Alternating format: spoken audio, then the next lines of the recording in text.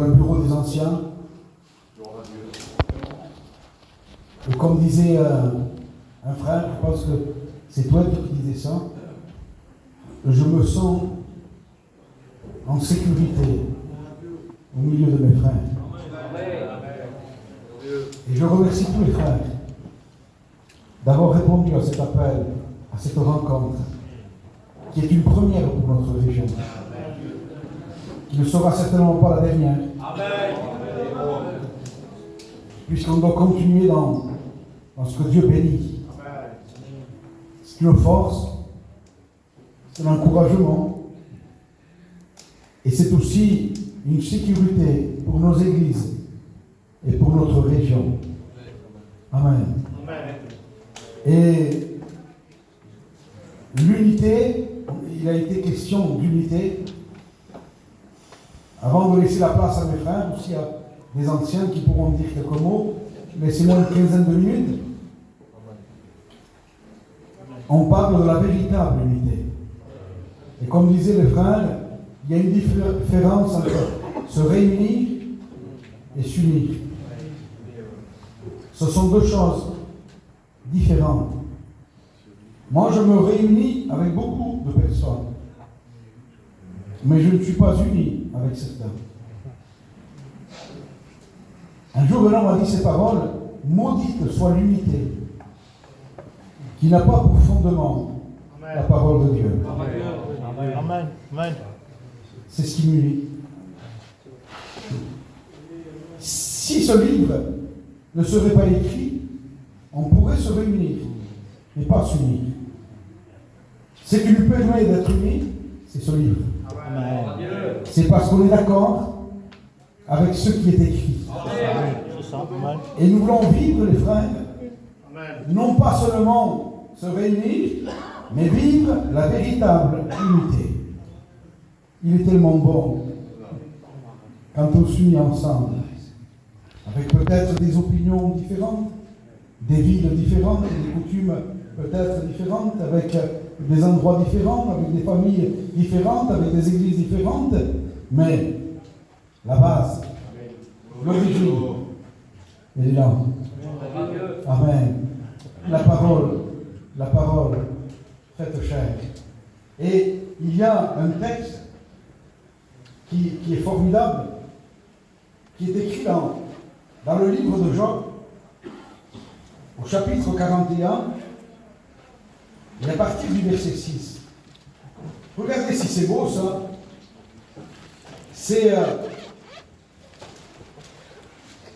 C'est pour imager, il parle des boucliers du crocodile. Il dit voilà comment il explique ça. 41 verset 6. Ces magnifiques et puissants boucliers sont unis ensemble comme par un sceau. Alléluia. Ils se serrent l'un contre l'autre et l'air ne passerait pas entre eux. Ce sont des frères qui s'embrassent, se saisissent et ils demeurent inséparables. Amen. Amen. On ne parle pas de se réunir là. On parle de la véritable unité. Et il y a un homme dans l'Écriture, peut-être vous n'avez jamais entendu son nom. On entend très rarement parler de lui. Et j'aimerais vous citer son nom et ses résolutions. Cet homme-là était à côté de David. Et ce n'était pas de la famille. Il ne faisait pas partie du groupe. Cet homme-là, c'était un étranger pour David. Mais on peut venir, peu importe d'où on vient. Et on peut avoir, ça ne doit pas nous empêcher d'avoir un cœur droit. Amen. Et voilà ce que cet homme va dire à David pendant que David est en train de passer les moments les plus difficiles et les moments les plus compliqués de toute son existence. Il est en guerre avec son fils Absalom. Son fils Absalom, par un moyen, par un autre, est en train de lui prendre la place. Et à un moment donné, David doit fuir. Il doit quitter la royauté, le peuple, aller dans des endroits où lui-même, il ne sait même pas où il va. Mais cet homme-là s'appelle Itaï de Gath. Voici ce qu'il dit à David. 2 Samuel, chapitre 15, verset 19. Le roi dit à Itaï de Gath, pourquoi viendrais-tu aussi avec nous? Retourne et reste avec le roi, car tu es un étranger, et même tu as été amené de ton pays. Tu es arrivé ici d'hier, et aujourd'hui je te ferai errer avec nous, ça et là, quand je ne sais moi-même où je vais. Retourne et amène tes frères avec toi, et que l'Éternel use envers toi de bonté et de fidélité. Itaï répondit, c'est bien. Itaï répondit au roi et dit, l'Éternel est vivant, et mon Seigneur le roi est vivant. Au lieu où sera mon Seigneur le roi, soit pour mourir ou soit pour vivre, là aussi sera ton serviteur. David dit alors à Itaï, passe. Je ne sais pas si vous comprenez la situation. David, il est dans les temps les pires de toute la durée de sa vie.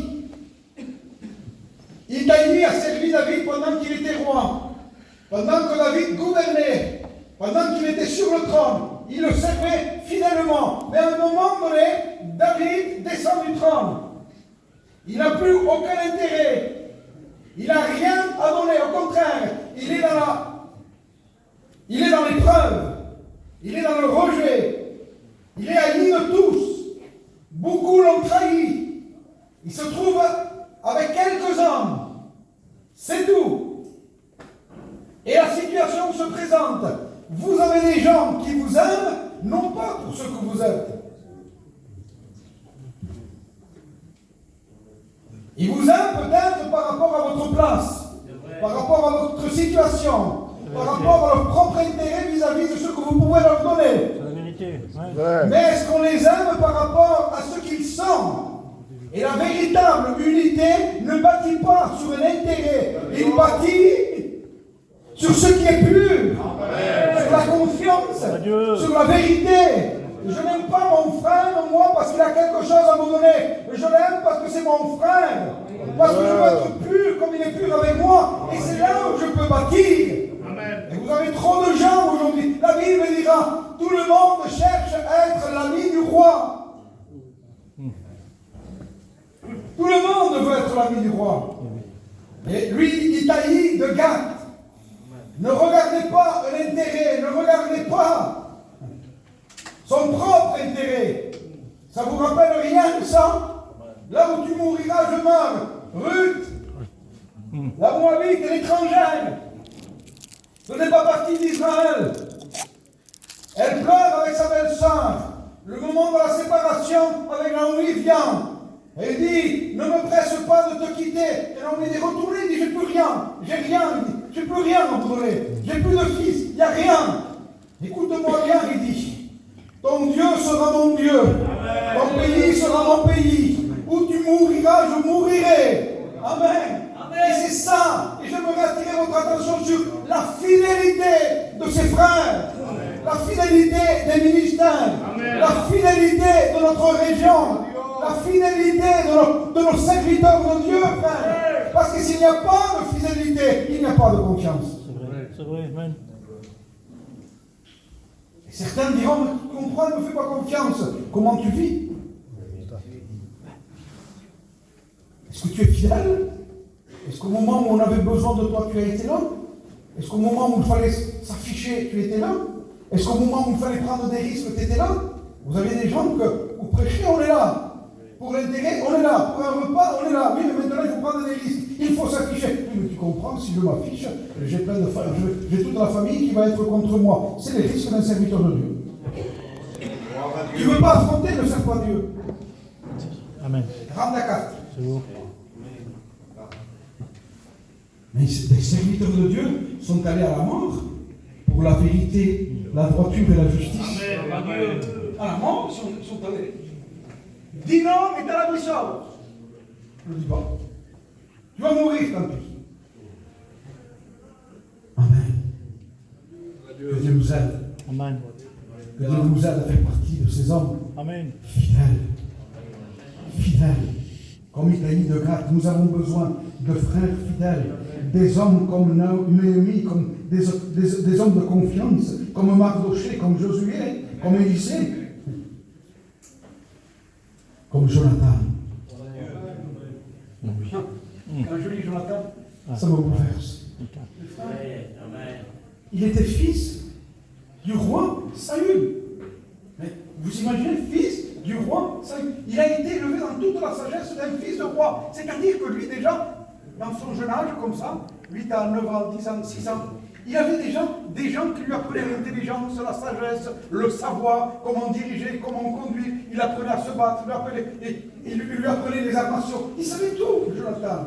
Ce n'était pas l'inutile, Jonathan. Au contraire, c'était quelqu'un avec un grand savoir, une grande intelligence. Il était fit, il était prêt, quasiment prêt, pour prendre le royaume. Le royaume d'Israël. Et pas n'importe qui, mais à un moment donné, il reconnaît que Dieu choisit David. Amen. Il reconnaît, vous savez, si c'est moi, peu importe la volonté de Dieu, c'est moi, non? Qui doit prendre la place. C'est moi qui suis prédestiné pour le royaume. Et même, tout dépend de la conversation, je fais le fou. Ça parle de quoi écouter. Je l'ai. Tu joues là?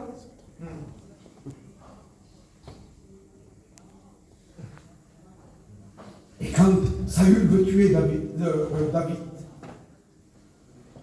si c'est moi, tu es le roi, tu fais ce que tu veux, tu es mon père. Si tu décides de le faire mourir, bah écoute, qu'est-ce que tu veux que je fasse? C'est pas moi, hein, c'est toi. Hein. Et la Bible dira ces paroles. Jonathan plaida pour David. Jonathan parla favorablement de David. Et à un moment donné, il lui dit, David, tu sais, logiquement, c'est moi le roi, mais Dieu veut te donner la place à toi. Tu sais, David, c'est pas grave. Premier, second, troisième, quatrième. Ce qui est important, c'est la volonté de Dieu. Amen. Il prend sa ceinture, son épée, ses habits, il lui donne sa toi. Tu sais quoi, David? Moi, ça ne me fait rien d'être second. Toi, tu régneras, et moi, je serai au second rang. Il accepte la place que Dieu veut lui donner. Gloire à Dieu. Aujourd'hui, on se tue pour des places. Je veux l'église, je veux être pasteur. Si je suis second, ça ne m'intéresse pas. Je veux être premier. Et tu comprends? On n'est pas sorti de l'école publique qu'on vise déjà la place du comité. On peut la voir. Il parla favorablement à son père de David. Se pose une question. Comment parlons-nous de nos frères? Parce que toute parole est pesée devant Dieu. Attention. Vous savez, vous avez des frères, des gens, des fois, qui connaissent la vérité. Ils savent ce qui s'est passé dans l'affaire. Et vous avez d'autres qui ne comprennent rien. Tu comprends, soi-disant qu'il a dit ça, et soi-disant qu'il a fait ça, et soi-disant, on va loin. Soi-disant, soi-disant. Mais moi, mon rôle, si j'entends ça, oh, mon fils, où tu vas là? C'est pas comme ça. Je connais la vérité, moi. Pas comme ça. C'est des mensonges, ça c'est de la calomnie. C'est pas comme ça. Ça s'est passé comme ça. Je nettoie mon frère. Et vous avez des gens, ça nous intéresse Oui. que d'autres soient calomniés. Ça ne me regarde pas, moi. Ne regarde pas. On connaît la vérité. On sait que c'est pas comme ça. On sait que notre frère est innocent. On le sait. Mais comme ça me va bien, parce que lui, il est plus que moi. Et ça me va bien qu'on le physique. On le fait le fou. Tu es encore plus coupable. En connaissant la vérité, tu te tais, tu es plus coupable. Ton rôle à toi, c'est de défendre ton frère et de défendre la vérité. Jonathan était tellement droit de cœur qu'à un moment donné, son père, c'était le roi. Et il dit, mon père, il trouble le peuple. Il se dresse contre son père. Mais vous imaginez, mon père, il trouble le peuple. Il fallait le dire, ça. Mais la vérité, c'était la vérité. Oh Dieu. La droiture, c'était la droiture.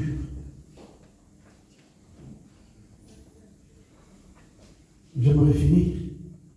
Jonathan lui dit, David, demande-moi, il dit, ce que tu veux. Je le ferai pour toi. Et frères, nous avons besoin d'hommes de confiance. Amen. Des frères sur qui on peut s'appuyer. Des hommes qui aujourd'hui disent, ça c'est blanc. Vous revenez 10 ans après, ils vous disent, c'est toujours blanc. Vous savez, des gens, tout dépend des risques qu'ils doivent prendre. Aujourd'hui c'est blanc, demain c'est gris, après-demain c'est noir. On change de version comme ça. On ne supporte pas ça, les frères. On ne doit pas supporter ça. On a besoin des Italiens de gars, des Jonathan. On a besoin des Néhémie. On a besoin des hommes comme Élisée, des hommes de position. On se pose la question, qui sommes-nous? Sommes-nous des hommes de confiance? Pas des gens qui trahissent, pas des gens qui, quand vous avez tourné le dos, on vous a poignardé. Et si je fais le petit? Et si je caresse? Vous savez, la réalité, l'homme un jour avait donné cette image. Il dit, le chat, il dit, quand il vient vers vous, il dit, et qu'il vous caresse. En réalité, il dit, vous ne caresse pas, il se caresse.